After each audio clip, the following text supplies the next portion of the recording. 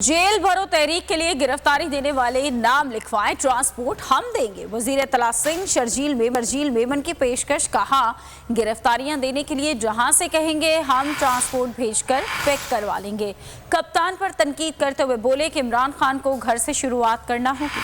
जो लोग उसके पैरोकार हैं वो नाम लिखवाएं।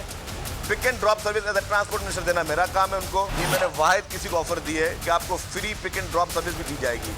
आप अपने नाम लिखवाएं।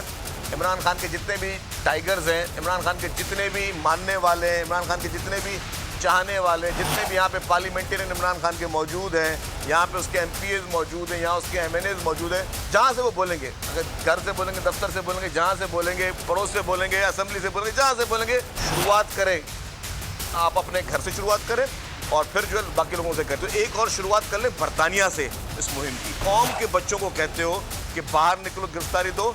आप अपने भी माशाल्लाह आपके 3 बच्चे हैं, उनको भी बोले वो जेल भरो तहरीक में आगे आके शामिल हो। इम्पोर्टेड हुकूमत और उनकी हवारियों की अदलिया के खिलाफ हर्जा सराई। मरियम नवाज की अदलिया और फाजिल जज साहिबान पर शदीद तनकीद। इस घिनौनी साजिश को बेनकाब करने पर बोल को एक दफा फिर नशरियात की बंदिश का सामना करना पड़ रहा है। बोल अदलिया की इज्जत के लिए खड़ा है और खड़ा रहेगा।